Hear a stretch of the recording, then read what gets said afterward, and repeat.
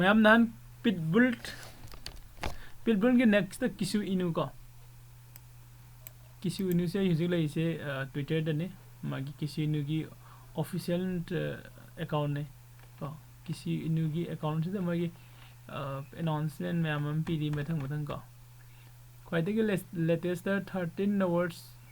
before the मासी big one है exchange some the listing तौबगी कनो से लेरी को अदो किसु इनु से कोगी करिनो कमाइन तौबनो मासु सेम नहांगी खोने यंगमिनगी ब पिटबुल को अदुगा मयामना हुजिक हमना हॉट टॉयना मयामना खंगनबा सिबिनु की टाइप ता सिजु किसु इनु सिजु क्रिप्टो करेंसी ने को मासु टोकन नमने को अदो हाइरिबा सिगी कनो से खोगी किसु इनु से मागी वेबसाइट को वेबसाइट लेजे kisu.com हाइने संग बियो मैम को kisu.com हाइने संग खाने सी पेज से फंगने अदुगा सिदा एट अपाम्ब डिटेल खुदिंग मक हाइदि किसु इनु की ओइना डिटेल सिंग द लोइन फंगनी नत्रा अदुगा किसु इनु से करम मतम द लॉन्च तौरखिबनो किसु से लॉन्च तौरे अप्रैल 17 2021 याम अंगांग ओइरी को याम अंगांग ओइरी दुमा से हजिक अप्रैल मई जून जुलाई अगस्त सितंबर अक्टूबर नवंबर था तरुक तरेट को 7 ओके 7 मंथ्स मुक फारे नत्रा 7 मंथ्स मुकी मनुंग सिदा मासे यदि कदाई करम बे एक्सचेंज द लॉन्च तौग्रबनो हाइदि मींस मासे कदाई द खोइना कमाइन तौरा मासे फंगदुइनो कमाइन लैदिनो कदाई स्टोर तौदिनो चमने को खोइना सिसे ट्रस्ट वैलेट नत्रगा ला टोकन द नत्रगा खोइना सिगी लॉन्च तौग्रबे एक्सचेंजिंग से सिगी मनुंग द अमदा दुम फंगनी का सि लॉन्च तौग्रबे एक्सचेंजिंग सिगी मरक खोगी सुंबा यूनिसेफ यावरी को अदैदी अतै सितो ओके एक्सचेंज यावरी गेट आईओ यावरी को बीके एक्सचेंज बिटमार्ट को बिटमार्ट यावरी सिदा को अदैदी पोलोनी एक्सचेंज यावरी को अदु हजिक फाउद मागी होल्डर्स शेयर होल्डर को शेयर से माई शेयर लैसिल लगा थमिबो होल्डर्स मसिंग से नंबर ऑफ होल्डर से 2 लाख प्लस द लेरे means more than 2 lakh the लेरे को अदु मार्केट की मागी कैपिटल डॉलर 4075 सिदगी हेना कनो द याम मनी खले को खरे लेटेस्ट होइबदो अदु हजिक लैरिबो करेंट प्राइस मार्केट की को करेंट प्राइस की मतंग से देखो इंडियन रुपीस ती जेंगमिनसे तो अदु प्राइस जेंगद्रिंग सिदा मागी हजिफाउ द फेस 1 द कई तौग्रब फेस 2 द आइदि माना हाने अनाउंस तौथोखिबा रोड मैप द सिसि मखै तौगनि हाने हाने अनाउंस तौरग थंबसिंग द प्री प्लान तौरग थंबसिंग से लोइना फेस 1 द कंप्लीट होगरे फेस 2 से कंप्लीट होगरे फेस 3 का फेस 3 से कंप्लीट होरे फेस 3 द लेसे किसु स्वेफ का डिसेंट्रलाइज एक्सचेंज सिथो खरे दुगे कोई एक्सचेंज खरे दे लिस्टिंग तौगनि हाने मानो हॉबिट द तौरे अदुगा बाइलक्सी द तौरे अदुगा कोइन टाइगर से तौरे का अदुगा हजि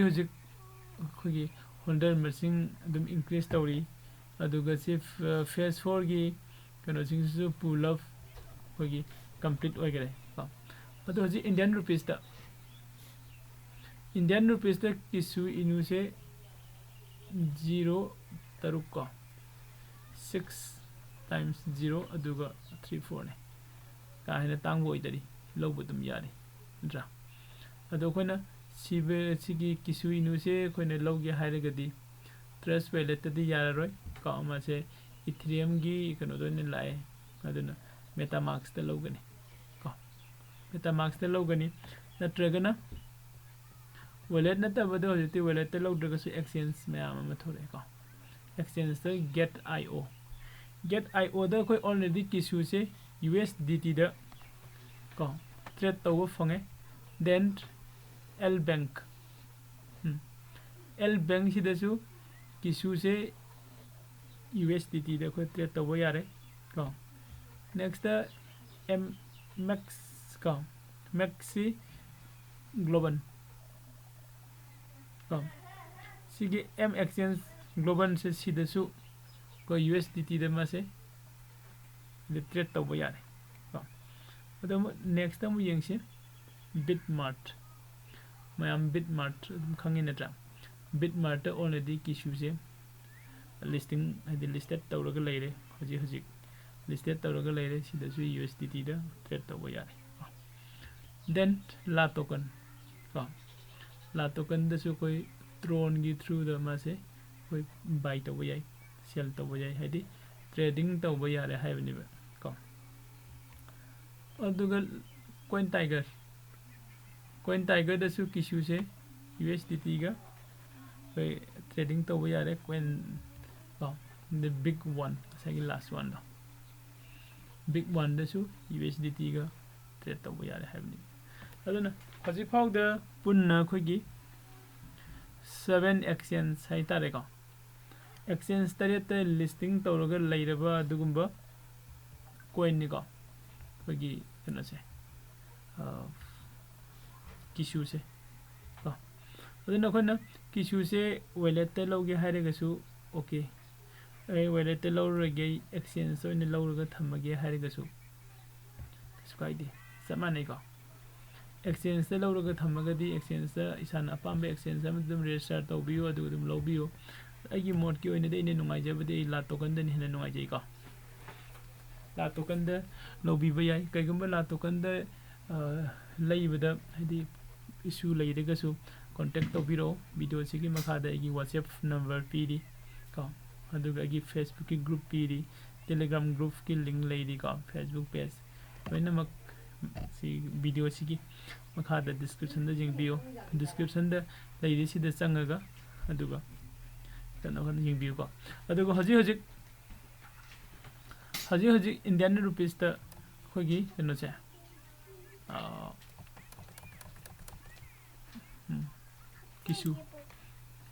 किशु से हजि